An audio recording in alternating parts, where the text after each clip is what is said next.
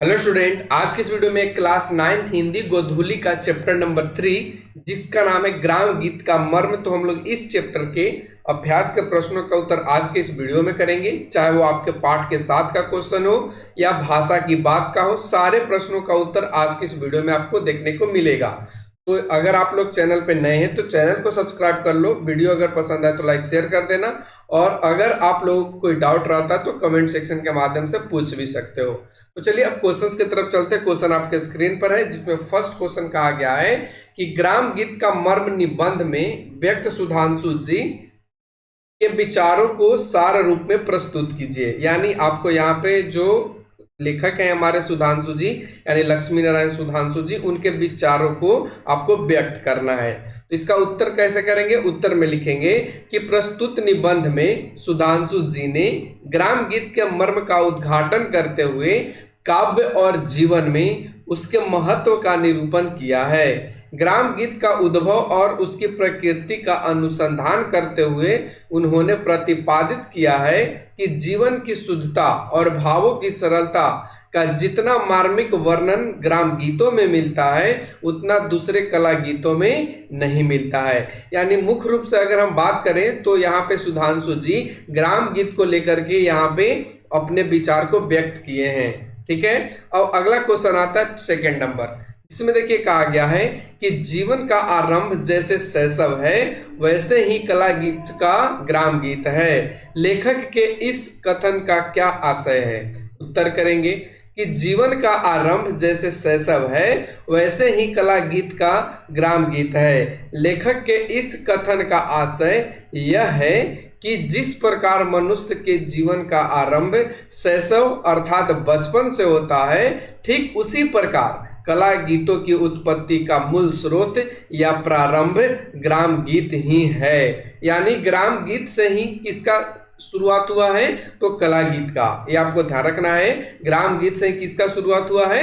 कला गीत का। अगला क्वेश्चन आता है 3 नंबर, जिसमें कहा गया है कि गार्हस्थ्य क्रम विधान में स्त्रियां किस तरह के गीत गाती हैं? इसका उत्तर करेंगे कि गार्हस्थ्य कर्म विधान में स्त्रियां मुख्य रूप से ग्राम गीत गाती हैं। ग्राम गीत मतलब जो गांवों की गीत होती है उसकी बात की जा रही है कि मुख्य रूप से वो गांवों की गीत गाती हैं जो उनके कामों को हल्का करने में मदद करती है। जैसे कि चक्की पीसते समय वो कुछ गीत गाती हैं, धान कूटते समय, धान रोपते समय। जैसा कि अगर आप लोग ग्रामीण परिवेश से होंगे तो आप सभी को पता होगा कि धान रोपते समय भी स्त्रियां गीत गाती हैं, काटते समय, चक्की पीसते समय। तो ये अपने मनोरंजन के लिए गीत गाया करती हैं ताकि उनका जो ध्यान हो वो अपने श्रम से यानी अपनी थकावट से हट करके उसमें संलग्न हो, उसके गीत में आनंदमय हो करके वो काम को आसानी से कर सके। ठीक है, तो ये आपको यहाँ पे लिख लेना है। अगला क्वेश्चन आता है 4 नंबर, जिसमें कहा गया है कि मानव जीवन में ग्राम गीतों का क्या महत्व है? इसका उत्तर करेंगे कि मानव जीवन में ग्राम गीतों का महत्वपूर्ण स्थान रहा है। ग्राम गीतों में मानव जीवन के उन प्राथमिक चित्रों का दर्शन होते हैं जिनमें मनुष्य साधारणतः अपनी लालसा, वासना, प्रेम, घृणा, उल्लास, विषाद को समाज की अन्य धारणाओं से ऊपर नहीं उठा सका है। एक गीत मनुष्य को दैनिक जीवन के कार्यों से जोड़ते हुए उनमें ऊर्जावान और आनंदमय भी बनाता है। यानी ग्राम गीत का महत्व क्या है? तो ग्राम गीत का महत्व यही है कि लोग अपनी हर एक चीज को, चाहे वो लालसा हो, वासना हो, प्रेम हो, घृणा हो, इन सभी की धारणाओं को उसी में समाहित करके रखा है, उससे वो ऊपर नहीं उठा है अपने ग्राम गीत के माध्यम से। और ग्राम गीत मनुष्य को दैनिक जीवन में यानी डेली के डेली यानी प्रतिदिन उसके कार्य को करने के लिए उसे ऊर्जा प्रदान करता है। अगला क्वेश्चन आता है 5 नंबर, जिसमें देखिए कहा गया है कि ग्राम गीत हृदय की वाणी है, मस्तिष्क की ध्वनि नहीं, आशय स्पष्ट कीजिए। यानी इसमें कहने का मतलब यह है कि ग्राम गीत जो है वो हृदय से यानी अपने मन से निकला हुआ आवाज होता है, वो दिमाग से कोई शब्द उसमें गढ़ा हुआ नहीं है। इसका कहने का आशय स्पष्ट कीजिए। तो देखिए उत्तर में हमने लिखा है कि प्रस्तुत पंक्ति हमारे पाठ्य पुस्तक गोधूली के शीर्षक ग्राम गीत के मर्म से ली गई है। इस पंक्ति का आशय यह है कि लोक गीतों के बनावटीपन या सोच विचार के गढ़े हुए शब्द नहीं होते हैं। यानी जो लोक गीत हमारे होते हैं, जो हम अपने गाँवों में गाते हैं गीत, उसमें कोई भी सोच विचार के या उसमें किसी भी तरीके कोई बनावटीपन नहीं होता है, बल्कि ग्राम गीत में मनुष्य के अंतर्मन, यानी ग्राम गीत में क्या होता है कि मनुष्य अपने अंतर्मन से, अपने खुद से, सहज भावनाओं से और जीवन की सच्ची घटनाओं से वाणी निकलता है मनुष्य के। ठीक है, तो ये आपको यहाँ पे लिख लेना है। अगला क्वेश्चन आता है 6 नंबर कि ग्राम गीत की प्रकृति क्या है। प्रकृति के मतलब उसका स्वभाव कैसा रहा है। इसका आंसर करेंगे कि ग्राम गीत की प्रकृति मुख्य रूप से स्त्रैण अर्थात महिलाओं से परिपूर्ण है। यानी हमेशा से जो ग्राम गीत रही है उसकी मुख्य जो भाव रही है वो स्त्रियों के मन से रही है। ठीक है, पुरुषों ने तो थोड़ा बहुत कार्य किया है लेकिन वो कला गीत के अंतर्गत चले आते हैं। ठीक है, तो इसलिए आपका आंसर ऐसे कर लेना है कि ग्राम गीत की प्रकृति मुख्य रूप से स्त्रैण अथवा महिलाओं से परिपूर्ण है। अगला क्वेश्चन आता है 7 नंबर, जिसमें कहा गया है कि कला गीत और ग्राम गीत में क्या अंतर है। तो देखिए कला गीत और ग्राम गीत में निम्नलिखित अंतर है, जो आपको दोनों तरफ ऐसे करके लिख सकते हैं और नहीं तो डायरेक्टली भी आप लिख सकते हैं, कोई दिक्कत नहीं है। ठीक है, तो एक तरफ कला गीत करेंगे और एक तरफ ग्राम गीत। तो देखिए ग्राम गीत की अगर बात करें तो ये अधिक सरल होता है, सहज होता है और अपने भावनाओं से जुड़ा होता है। यानी ग्राम गीत में कोई भी बनावटीपन आपको देखने को नहीं मिलेगा। इसमें लोग अपने मन से, अपने अंतर मन से, सहज प्रवृत्ति से गीत को गाया करते हैं। लेकिन कला गीत की बात करें तो इसमें संस्कृति विद्यमान होता है, यानी इसमें संस्कृति को ध्यान में रख करके गाया जाता है और ये परिष्कृत होता है। ठीक है, उसके बाद अगर सेकंड पॉइंट में देखें तो ग्राम गीत में स्त्री की ओर से पुरुष के प्रति प्रेम और कोमल भाव देखने को मिलता है, और कला गीत की बात करें तो इसमें पुरुष का प्रेम स्त्री की तरफ दिखाई देने लगता है। यानी इसमें जो पुरुष है वो किसके तरफ रुझान उसका हो जाता है, स्त्री के तरफ, लेकिन ग्राम गीत में जो स्त्री है इसका रुझान पुरुष के तरफ होता है। ठीक है, ग्राम गीत की जो प्रकृति है वो स्त्रैण रही है। स्त्रैण कहने का मतलब ये महिलाओं से परिपूर्ण रही है, यानी ग्राम गीत का जो स्वभाव है वो महिलाओं से संबंधित है। लेकिन वही अगर कला गीत की बात करें तो इसकी जो प्रकृति है वो पुरुष पूर्ण दिखाई देती है, यानी इसमें पुरुषों की प्रधानता देखी जाती है कला गीत में। ठीक है, तो ये दोनों आपको अंतर कर लेना है। अब बढ़ते हम लोग क्वेश्चन नंबर 8 पे, जिसमें कहा गया है कि ग्राम गीत का ही विकास कला गीत में हुआ है। पठित निबंध को ध्यान में रखते हुए उसकी विकास प्रक्रिया पर प्रकाश डालें। अभी हमने आपको ऊपर समझाया था कि ग्राम गीत से ही किसका विकास हुआ है, कला गीत का, और इसके बारे में आपको थोड़ा सा बताना है। तो देखिए उत्तर में हमने लिखा है कि ग्राम गीत की प्रकृति सहज, कोमल और हृदय युक्त होता है। जैसे जैसे हमारी सभ्यता का विकास हुआ ठीक उसी प्रकार ग्राम गीत का भी विकास कला गीत के रूप में हुआ। कला गीत के अंतर्गत मुक्तक और प्रबंध काव्य दोनों का समावेश किया गया। ग्राम गीत की प्रकृति स्त्रैण थी जो कला गीत में आकर के परुषपूर्ण होने लगी। इस प्रकार हम कह सकते हैं कि ग्राम गीत का विकास कला गीत में होने लगा। यानी देखिए ग्राम गीत क्या था, तो एक तरह से सहज और कोमल भावयुक्त वाला गीत था, और जैसे जैसे हमारी सभ्यता विकास होते गई सभ्यता का, उसी प्रकार ग्राम गीत का भी विकास कला गीत में होने लगा। कैसे होने लगा, क्योंकि इसमें मुक्तक काव्य जोड़े गए, प्रबंध जोड़े गए, और इनके साथ साथ अब जो काव्य है यानी कि कला गीत जो है इसमें आपको पुरुष की प्रधानता देखने को लगी। तो इस तरीके से इसका क्या हुआ, विकास होने लगा।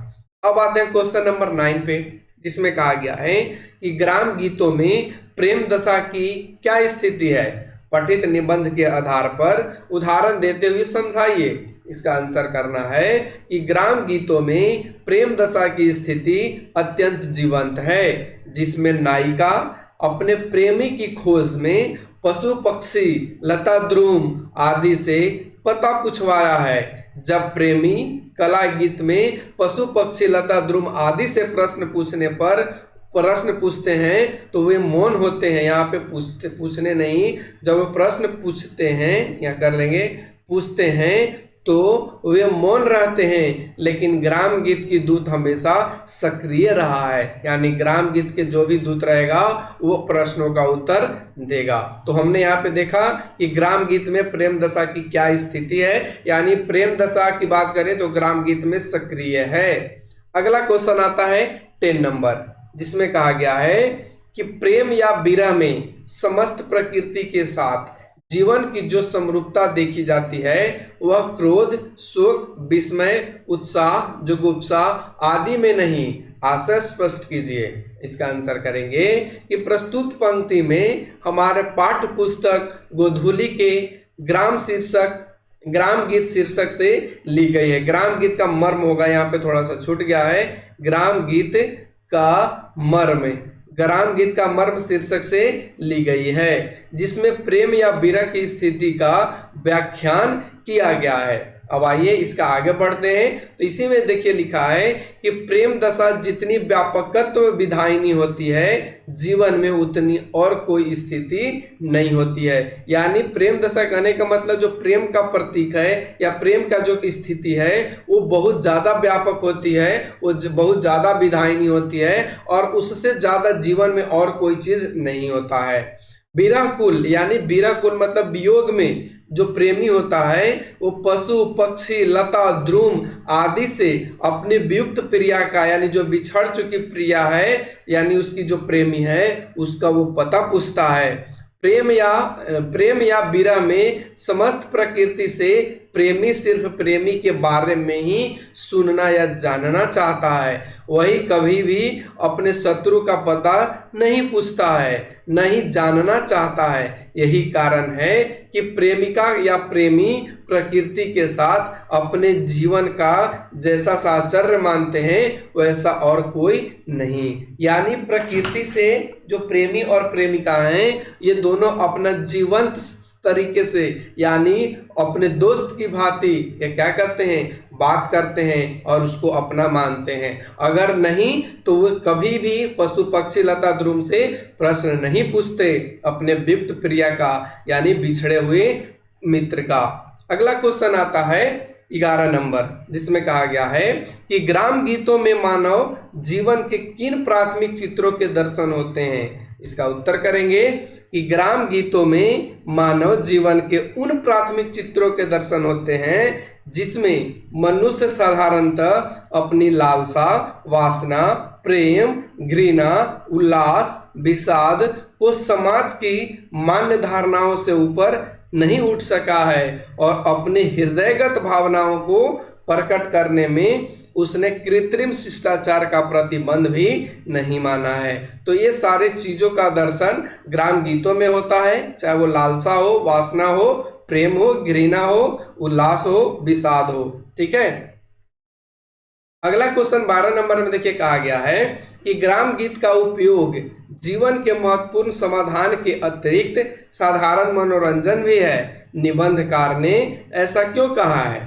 तो देखिए इसका उत्तर करना है कि गीत का उपयोग, जो ग्राम गीत है उसका उपयोग जीवन के महत्वपूर्ण समाधान के अतिरिक्त मनोरंजन भी है। निबंधकार ने ऐसा इसलिए कहा है कि स्त्री प्रकृति में, जो स्त्री है वो प्रकृति में गृहस्थ कर्म विधान की जो स्वाभाविक प्रेरणा है उससे गीतों की रचना का अटूट संबंध है। स्त्रियां चक्की पीसते समय स्वाभाविक प्रेरणा, चक्की पीसते समय, धान कूटते समय, चरखा काटते समय अपने शरीर श्रम को हल्का करने के लिए गीत गाया करती हैं, जो उनके परिश्रम के कारण होने वाली थकावट से ध्यान हटाकर मनोरंजन चित्त में संलग्न किया जाता है, जिससे मनोरंजन के साथ श्रम को उत्साह पूर्वक संपन्न किया जा सके। तो आपने यहाँ पे देखा कि जो महिलाएं होती हैं वो अपने श्रम को यानी मनोरंजन के रूप में गीत गाया करती हैं, ताकि उनको शरीर का जो श्रम है यानी जो वो काम कर रही हैं उससे उनका थकान न हो। अगर उससे वो थकान हो रहा है तो जब वो गीत गाया करती हैं तो थकान क्या हो जाता है, दूसरी तरफ मूव कर जाता है यानी दूसरी तरफ मुड़ जाता है जब वो मनोरंजन गीत गाया करती हैं। ठीक है, अगला क्वेश्चन आता 13 नंबर। देखिए 13 नंबर में कहा गया है कि ग्राम गीतों के मुख्य विषय क्या हैं, निबंध के आधार पर उत्तर दें। इसका उत्तर करेंगे कि ग्राम गीतों का मुख्य विषय इस पाठ के आधार पर मानव हृदय की भावना, प्रेम, उत्साह के साथ पारिवारिक जीवन से है, जिसमें ग्रामीण संस्कृति के साथ सारे कर्तव्य को पूर्ण किया जा रहा है, यानी पूर्ण किया जा सके, यहाँ पे होगा पूर्ण किया जा सके। ठीक है, और इस तरीके से आप यहाँ पे इसका आंसर कर लेंगे। अगला क्वेश्चन आता है 14 नंबर, जिसमें कहा गया है कि किसी विशिष्ट वर्ग के नायक को लेकर जो काव्य रचना की जाती थी, किन स्वाभाविक गुणों के कारण साधारण जनता के हृदय पर उसके महत्व की प्रतिष्ठा बनती थी। तो आइए इसका उत्तर जानते हैं। उत्तर में आपको लिखना है कि राजा रानी, राजकुमार या राजकुमारी या ऐसे ही समाज के किसी विशिष्ट वर्ग के नायक को लेकर काव्य रचना की जो प्रणाली बहुत प्राचीन काल से चली आ रही थी और जिसका संस्कृत साहित्य में विशेष महत्व था। उसका प्रधान कारण यह था कि वैसे विशिष्ट व्यक्तियों के लिए साधारण जनता के हृदय पर उनके महत्व की प्रतिष्ठा बनी हुई थी। उनमें धीरोदात्तता, दक्षता, तेजस्विता, रूढ़वंशता, वाग्मिता आदि गुण स्वाभाविक माने जाते थे और इन कारणों से जो साधारण जनता के हृदय है उनके महत्व की प्रतिष्ठा बनती थी। ठीक है, तो अगला आता है क्वेश्चन 15 नंबर, जिसमें कहा गया है कि ग्राम गीत की कौन सी प्रवृत्ति अब काव्य गीत में चलने लगी है, यानी ग्राम गीत की कौन सी वो प्रवृत्ति है या कौन सा रूप है जो अब काव्य गीत में भी गाई जाती है। इसका आंसर करेंगे कि साधारण जीवन के चित्रण में कवि की प्रतिभा का बहुत सा अंश अपने चरित्र नायक में विशिष्टता प्रदान कराने की चेष्टा में खर्च हो जाता है। ग्राम गीत की अब यह प्रवृत्ति काव्य गीत में चलने लगी है। अगला क्वेश्चन आता है 16 नंबर, जिसमें कहा गया है कि ग्राम गीत के मेरुदंड क्या है। इसका आंसर करेंगे कि ग्राम गीत का मेरुदंड ग्रामीण परिवेश के साथ प्रेम, विरह और सामाजिक जीवन के रूप में है। इसके अलावा ग्राम गीत पारिवारिक जीवन और उससे संबंधित कृत्यों से है। अगला क्वेश्चन आता है, प्रेम दशा जितनी व्यापक विधायिनी होती है जीवन में उतनी और कोई स्थिति नहीं। प्रेम के इस स्वरूप पर विचार करें तथा आशय स्पष्ट करें। इसका आंसर करेंगे कि प्रस्तुत पंक्ति लक्ष्मी नारायण सुधांशु द्वारा रचित निबंध ग्राम गीत का मर्म शीर्षक से ली गई है। इसमें लेखक ने प्रेम दशा का जो रूप होता है उसका बहुत ही सुंदर रूप प्रस्तुत किया है। लेखक ने बताया है कि प्रेम या विरह में समस्त प्रकृति के साथ जीवन की जो समरूपता देखी जाती है वह क्रोध, शोक, उत्साह, विस्मय, जुगुप्सा आदि में नहीं। विराकुल जो पुरुष है वो पशु, पक्षी, लता, ध्रुव आदि सभी से अपनी व्युक्त प्रिया यानी अपने बिछड़े हुए मित्र का पता पूछ सकता है, किंतु क्रुद्ध मनुष्य अपने शत्रु का पता प्रकृति से नहीं पूछ सकता। प्रेम के इस स्वरूप पर लेखक ने दार्शनिकता की छाप छोड़ी है। यानी यहाँ पे प्रेम का जो स्वरूप है इसमें हर एक चीज से प्रश्न पूछने की बात की गई है। अगला क्वेश्चन आता है 18 नंबर, देखिए, जिसमें कहा गया है कि कला गीत में पशु, पक्षी, लता, ध्रुव आदि से जो प्रश्न पूछे गए हैं उनके उत्तर में वे प्रायः मौन रहे हैं। मौन का मतलब चुप रहे हैं। विरह यक्ष का मेघदूत भी मौन ही रहा है। लेखक के इस कथन से आप क्या लेखक के इस कथन से क्या आप सहमत हैं? यदि हैं तो अपने विचार दें। देखिए उत्तर में लिखा है मैंने कि हाँ, मैं लेखक के इस मत से सहमत हूँ, क्योंकि कला गीत में कलात्मकता की भावना ऐसी होती है कि बहुत से प्रश्न अनुत्तरित यानी बिना उत्तर दिए ही रह जाते हैं। लेकिन ग्राम गीत का दूत मौन नहीं रहता। ग्राम गीतों में ऐसे वर्णन बहुत हैं जहां नायिका अपने प्रेमी की खोज में बाघ, भालू, सांप आदि से उसका पता पूछती चलती है। आदि कवि वाल्मीकि ने बिरह बिरहल राम के मुख से सीता की खोज के लिए न जाने कितने पशु पक्षी, लता द्रुम आदि से पता पूछवाया है। इसके अतिरिक्त सीता के अनुसंधान तथा उसके पास राम का प्रणय संदेश पहुंचाने के लिए जो हनुमान को दूत बनाकर तैयार किया, वह काव्य में इस परिपाटी का मार्ग दर्शक ही हो गया। यानी यहाँ पे जो कला गीत और ग्राम गीत है, इसमें हमने आपको बताया कि जैसे ही कला गीत की बात होती है तो उसके जो भी दूत होते हैं वो प्रश्न का उत्तर नहीं देते हैं, लेकिन वही अगर ग्राम गीत की बात करें तो इसके दूत क्या होते हैं? प्रश्नों का उत्तर देते हैं, वो मौन नहीं होते हैं। ठीक है, अगला क्वेश्चन आता है 19 नंबर, जिसमें कहा गया है कि ग्राम गीत का मर्म निबंध के इस शीर्षक में लेखक ने मर्म शब्द का प्रयोग क्यों किया है? विचार कीजिए। उत्तर में लिखना है कि ग्राम गीत का मर्म निबंध के इस शीर्षक में लेखक ने मर्म शब्द का प्रयोग का आशय यह है कि ग्राम गीतों को समझने के लिए गहन अनुभव, सहानुभूति के साथ ग्रामीण परिवेश में रहकर, यहाँ पे थोड़ा सा छूट गया, लिख लेंगे, ग्रामीण परिवेश में रहकर जानना है। यह शीर्षक पाठक को ग्राम गीतों के साथ ग्रामों में रहने वालों के प्रेम, विरह, वासना, घृणा आदि को गहराई से समझने के लिए प्रेरित करता है। और इस तरीके से आप क्वेश्चन नंबर 19 का आंसर इस तरीके से कर सकेंगे। ठीक है, अब आगे का क्वेश्चन है पाठ के आसपास, जो आपके एग्जाम में नहीं पूछे जाते हैं, ये आपके प्रश्न एग्जाम में नहीं देखने को मिलेंगे, तो इसलिए हमने इसका आंसर नहीं कराया है। अब इसके बाद आता है भाषा की बात, तो आइए जानते हैं भाषा की बात। निम्नलिखित शब्दों के प्रत्यय बताइए, यानी आपको प्रत्यय बताना है। जैसे आपके बुक में दिया गया है रमणीय, शुद्धता, जातीय, प्रधानता, पुरुषत्व, तो रमणीय में कौन सा प्रत्यय लग गया? य, शुद्धता में ता, जातीय में य, प्रधानता में ता और पुरुषत्व में तो प्रत्यय। उसी तरीके से और भी आगे है, जिसमें आप देखेंगे बर्ताव में तो आव प्रत्यय, मार्मिकता में ताप प्रत्यय। ठीक है, और प्रत्यय आपको बता दें कि शब्दों के पीछे लगता है। क्या होता है? ये शब्दों के पीछे लगता है और उसके अर्थ में परिवर्तन लाता है।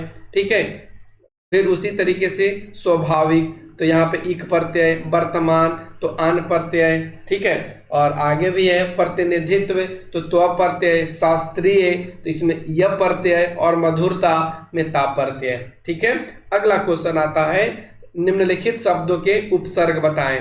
तो देखिए उपसर्ग क्या होता है, तो इस शब्दों के पहले लगता है, जो शब्दों के पहले लगेगा, जो शब्दों के पहले लगता है उसे हम लोग उपसर्ग कहते हैं।